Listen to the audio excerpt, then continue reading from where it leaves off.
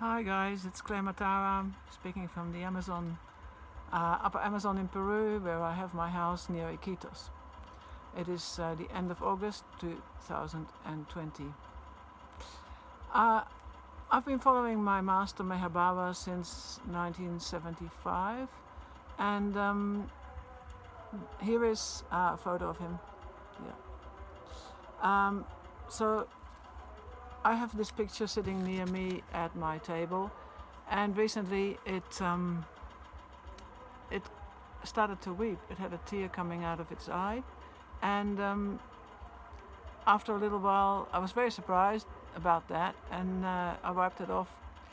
And then later on I took a card for it from my tarot cards, and I got this card, the Dreamer. Now it almost looks like there's a tear, a big water drop in the middle of it. And it says on below, a leap of faith, follow your dreams, unexpected opportunities. I think it has something to do for everybody and not just for me, since I live here to serve everybody and not just me. And it is, I think, a message about how we're going through difficult times with the COVID and the quarantine and all those things that we're going through. And the first card was the Dreamer, which I see as Meher Baba, but also us. We're all dreaming, and we're all going through our dream. Whether our dream is one of fear or hopes or a new life or an old life, we're getting the choice to become conscious of that now and decide what we're going to dream. Yeah, we can dream something good, we can dream something bad. And maybe you think that you don't have a choice about your life, but we're getting more and more opportunity now to somehow make our dreams come into some kind of reality here because of the creative energy that's coming through the whole earth at the moment. And to be able to work with this creative energy, we had to stop what we were doing. So in my point of view, the actual quarantine is not necessarily a bad thing cooked up by demons. Maybe it is, but I'm not open to that, but I'm not necessarily thinking that that's the whole story.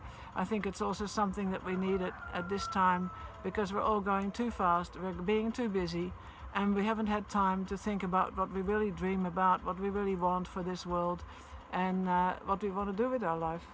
So then after that I took another card and I got this one, which is Strength. These are beautiful cards from Doreen Virtue, and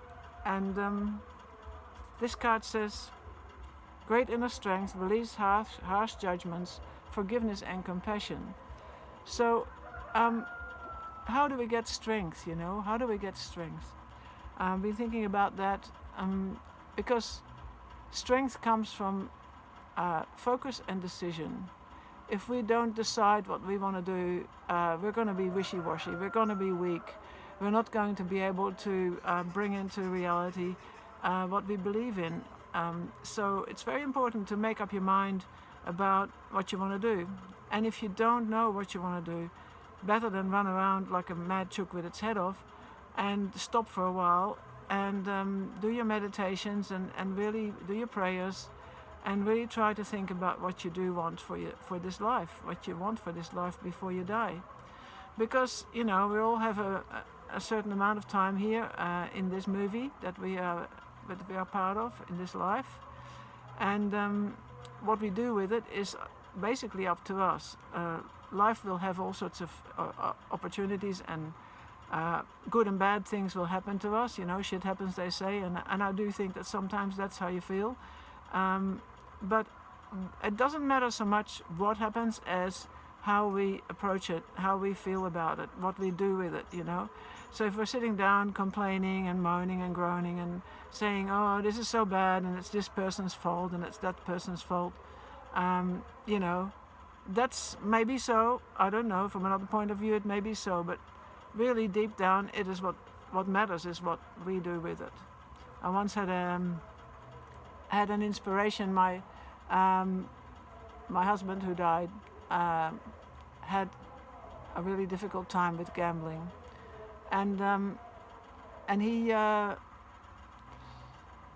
he went in with the police at some stage, and I really felt so bad. And I said, Baba, how can you permit this? You know, I'm a good person. I've really tried to do my best, and I don't deserve this. What's going on? You know, and then it was like I heard a voice inside my head that said, when you die, I'm not going to ask you what your husband did.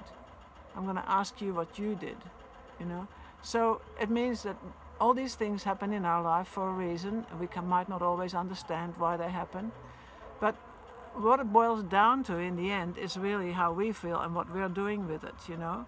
So are we going to be positive? Are we going to find other ways of creative managing the situation?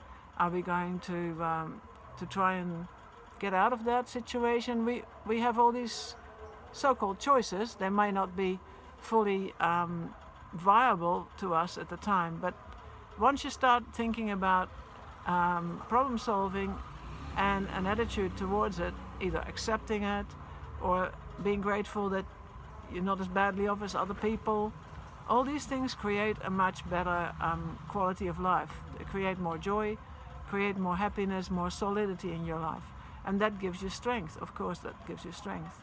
So that's one thing, to choose, to make a decision, to be positive about whatever happens. And the other thing that we a need for the strength is a certain amount of dedication and concentration, and that is something we basically have to learn to do. If we give up at the first opportunity when things don't really go our way, we're not being strong, we're not working through it, we're not getting the results that we possibly could get from the situation if we manage to see our way all the way through it. So this is another thing to do with concentration. I seem to remember from Meher Baba that he said that one of the most important things in the spiritual life is to be able to concentrate on something, and that means that you're really trying to focus on what is important to you. So first of all, the decision, what's important, and then the concentration and the energy to see it through. You know, to see it through. And sometimes we may come to a point where we can't manage it or we can't work it through, and we have to surrender. Even surrendering takes a certain amount of strength, you know, because if we surrender positively, then good will come from that again. If we surrender because we don't know what we're doing and we kind of, you know, flop around and say, well, we have no choices, then we're being in a negative space, and that is actually creating food for the demons somehow. So to be positive about it is a choice. We can say, oh, this, like I live here with boats. Boats take us to Iquitos. So you can say, oh, the boat just left. I'm always out of luck with this boat, you know. And they have to wait, you know, God knows how long before I get another one. So I found that if I was positive about it, I would sit down with the people who are running the boats and ask them about their lives, their wives, their children, get to know them a bit. Sometimes I brought some cards and they said, have you got any cards? And give them some positive support on what they were going through. That made them very, very positive towards me. And so when I came, and still when I come to the docks for leaving, if the boat's already leaving, they will turn back and they come and get me, because I've been positive to them and they are positive to me. So this is the sort of thing that we have to look at to create strength in our life, to see ourselves through the difficult changes. It's like a childbirth for the whole world, you know. Where are we going to make it as a human race, or are we not going to make it? Are we going to be poor little things that are just blaming and naming and hating, or are we going to say, hey, I can choose to think of better things to do, you know? And of course, waking people up, I think, is something valuable, a good thing to do.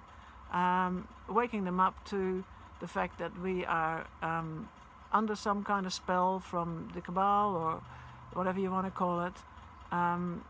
So that is important, to help people realize that it is not exactly the way the mainstream media are talking about. It is actually something to do with um, um, furthering their ends, you know, and it's not necessarily in the interest of the general public or the people. And that means that we have to become more positive and make decisions about this. We are allowed to do this. We don't have to take everything as gospel. We are allowed to use critical thinking. We're allowed to use our brains, you know. We're allowed to use what we feel in our hearts.